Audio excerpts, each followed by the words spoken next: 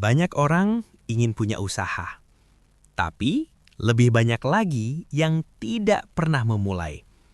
Bukan karena mereka malas, bukan karena mereka tidak punya ide, tapi karena satu ketakutan yang sama.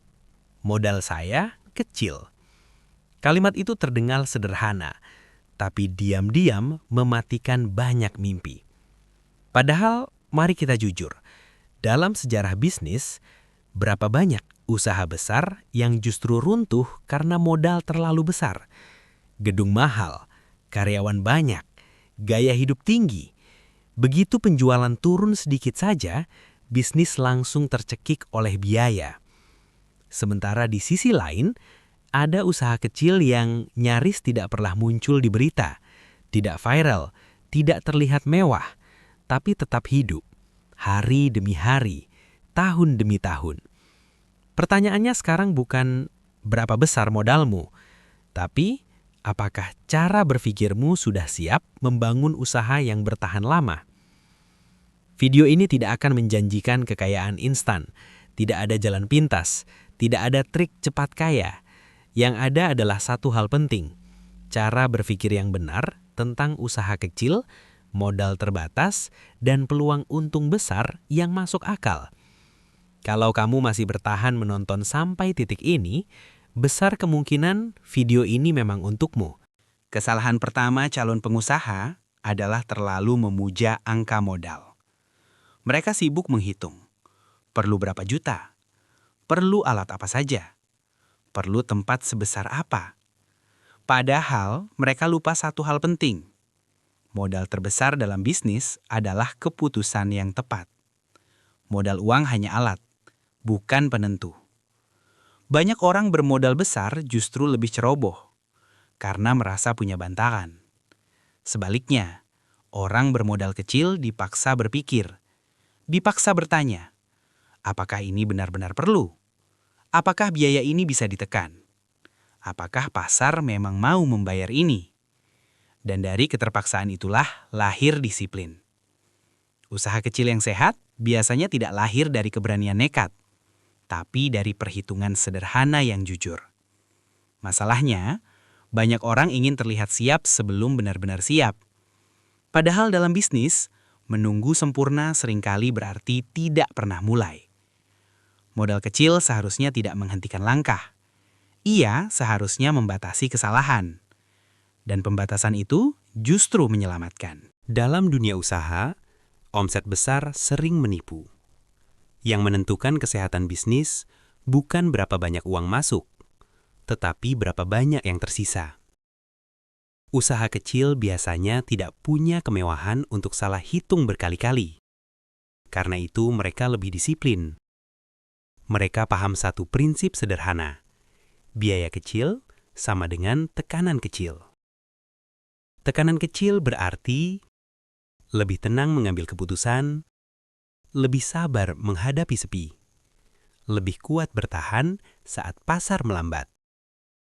Usaha kecil dengan margin sehat lebih berharga daripada usaha besar yang terus mengejar tutup lubang. Banyak UMKM bertahan bukan karena untung besar, tapi karena rugi kecil dan terkendali. Dan ini penting, karena bisnis bukan soal hari ini. Bisnis adalah soal berapa lama kamu masih bisa berdiri. Modal kecil memaksa kita fokus pada satu hal, arus kas. Selama uang masuk lebih besar dari uang keluar, selama itu pula usaha masih hidup. Tidak perlu besar, tidak perlu cepat. Yang penting, stabil.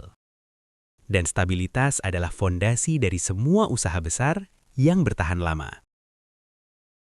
Banyak orang meremehkan usaha dari rumah karena terlihat kecil, karena tidak punya papan nama besar, karena tidak terlihat sibuk di luar. Padahal justru dari rumah inilah banyak usaha paling rasional dan efisien lahir. Usaha dari rumah bukan tanda keterbatasan. Ia adalah strategi sadar untuk menekan resiko sejak awal. Karena ketika usaha dijalankan dari rumah, biaya langsung turun drastis. Tidak ada sewa mahal, tidak ada tekanan harus balik modal cepat, Tidak ada tuntutan gaya hidup palsu yang sering menghancurkan arus kas.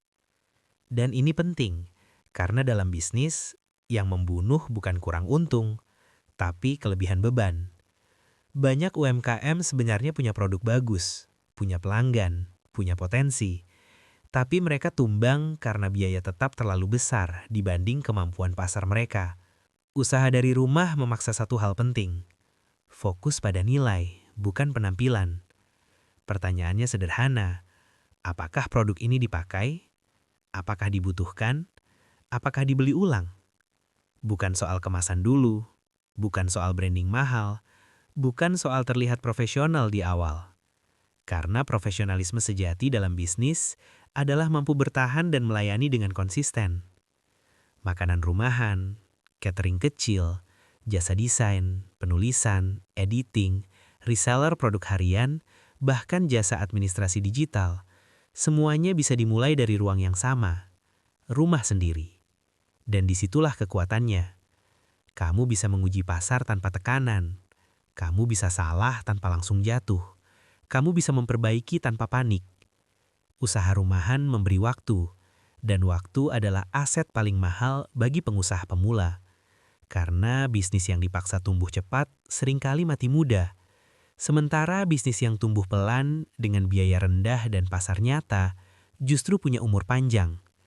Inilah mengapa banyak usaha besar hari ini diam-diam memulai dari dapur kecil, kamar sempit, atau meja kerja sederhana di sudut rumah. Bukan karena mereka tidak mampu lebih, tapi karena mereka memilih untuk waras sejak awal. Dan dalam dunia usaha, kewarasan adalah keunggulan yang langka. Bisnis bukan lomba cepat-cepat kaya. Bisnis adalah perjalanan panjang bertahan hidup. Usaha yang bertahan lama biasanya tidak punya cerita heroik, tidak viral, tidak masuk berita. Tapi mereka ada, hari demi hari, tahun demi tahun. Kenapa? Karena mereka tidak mengejar sensasi, mereka mengejar kepercayaan. Filosofi bisnis yang sehat sederhana. Lebih penting dipercaya pelanggan daripada dipuji orang yang tidak membeli. UMKM yang kuat biasanya mengutamakan konsistensi, tidak mengorbankan kualitas demi untung cepat, lebih peduli pelanggan lama daripada pembeli baru. Mereka sadar satu hal penting.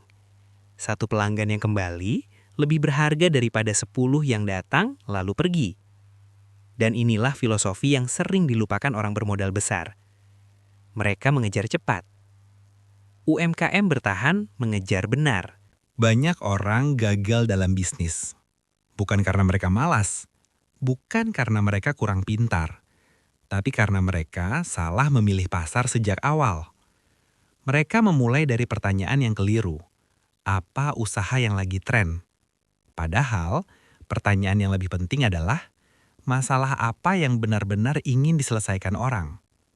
Pasar tidak peduli seberapa unik ide kita. Pasar hanya peduli apakah kehadiran kita membuat hidup mereka lebih mudah. Inilah kenapa usaha sederhana sering menang. Laundry kecil dekat kampus, warung makan pagi di jalur berangkat kerja, jasa isi ulang galon di lingkungan padat. Tidak glamor, tidak viral, tapi selalu dicari. Usaha yang tepat bukan yang membuat kita bangga saat bercerita, tetapi yang membuat pelanggan kembali tanpa diminta. Banyak calon pengusaha ingin langsung menjangkau semua orang. Padahal, pasar terbaik justru sempit tapi jelas. Satu lingkungan, satu segmen, satu kebiasaan. Ketika pasar jelas, biaya promosi lebih rendah, pelayanan lebih fokus, dan hubungan dengan pelanggan lebih kuat. UMKM yang sehat memahami satu prinsip sederhana. Lebih baik dikenal oleh sedikit orang yang benar-benar butuh, daripada dikenal banyak orang yang tidak peduli. Memilih pasar juga berarti jujur pada diri sendiri, tentang kemampuan, tentang waktu, tentang keterbatasan. Tidak semua orang cocok di semua usaha, dan itu bukan kelemahan, itu kesadaran strategis.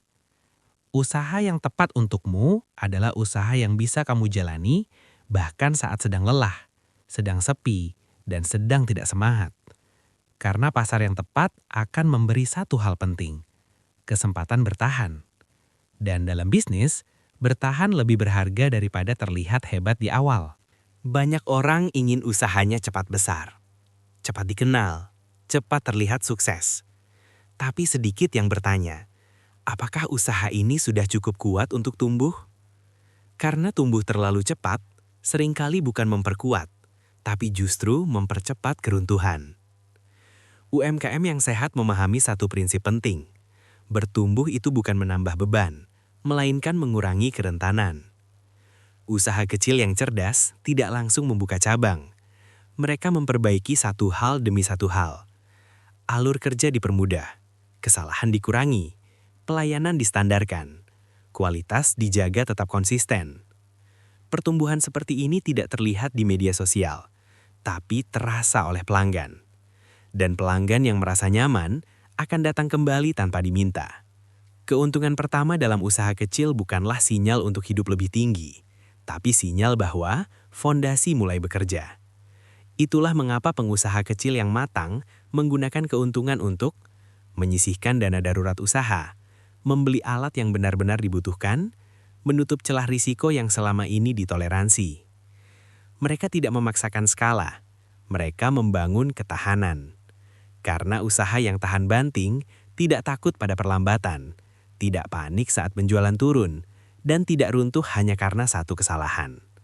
Dalam jangka panjang, inilah jenis pertumbuhan yang paling mahal nilainya. Keterbatasan sering dianggap musuh. Padahal dalam bisnis, keterbatasan adalah guru terbaik. Modal kecil membuat kita berpikir dua kali. Sebelum membeli, sebelum memperluas, sebelum mengambil resiko. Dan kebiasaan berpikir dua kali ini yang justru menyelamatkan banyak usaha kecil. Pengusaha bermodal besar bisa salah langkah berkali-kali karena ada bantalan uang. Pengusaha kecil tidak punya kemewahan itu. Setiap keputusan harus tepat. Setiap pengeluaran harus punya alasan. Disinilah keunggulan lahir. Usaha kecil jadi lebih fokus, lebih peka terhadap pelanggan, lebih cepat beradaptasi. Mereka mendengar komplain lebih serius. Mereka memperbaiki kesalahan lebih cepat. Karena satu pelanggan hilang bisa berarti pukulan besar. Dan justru karena itu, hubungan dengan pelanggan menjadi lebih manusiawi.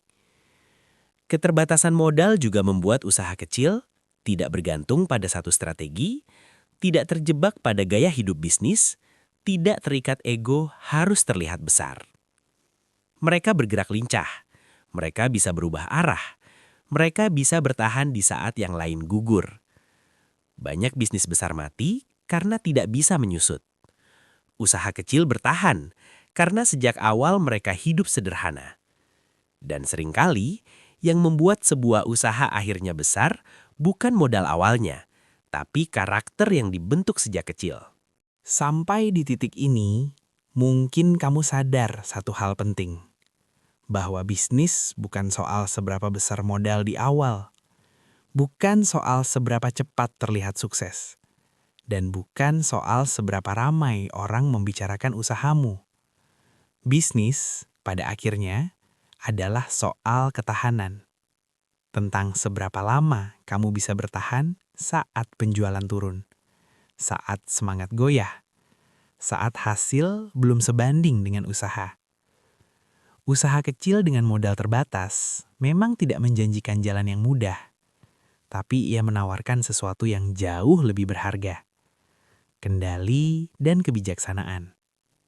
Kamu belajar mengatur uang dengan hati-hati, belajar membaca pasar dengan jernih, belajar melangkah tanpa terburu-buru. Dan pelan-pelan, karakter pengusaha terbentuk. Banyak orang ingin langsung besar, tapi lupa satu hal penting. Yang besar tanpa fondasi akan runtuh lebih cepat dari yang kecil tapi kokoh. Usaha kecil mengajarkan kita satu pelajaran mahal, bahwa bertumbuh tidak harus tergesa-gesa, bahwa untung tidak harus diumumkan, dan bahwa kesuksesan tidak selalu harus terlihat. Jika hari ini kamu belum memulai, bukan karena tidak mampu, tapi karena mungkin kamu terlalu menunggu sempurna. Ingat ini baik-baik. Tidak ada bisnis yang dimulai dalam kondisi ideal. Semua dimulai dengan keterbatasan. Yang membedakan hanyalah siapa yang berani melangkah dengan sadar dan siapa yang terus menunda karena takut. Kalau modalmu kecil, itu bukan alasan untuk menyerah. Itu justru alasan untuk lebih berhitung, lebih sabar, dan lebih jujur pada proses. Bangun usahamu pelan-pelan. Perkuat dasarnya, rawat pelangganmu, dan biarkan pertumbuhan datang sebagai hasil, bukan sebagai target yang memaksa. Karena dalam bisnis, yang bertahan bukan yang paling berani mengambil risiko, tapi yang paling bijak memilih langkah. Dan mungkin beberapa tahun ke depan, saat orang lain bertanya bagaimana kamu bisa sampai di titik ini, kamu akan tersenyum dan berkata, "Saya mulai dari kecil, tapi saya membangunnya dengan benar."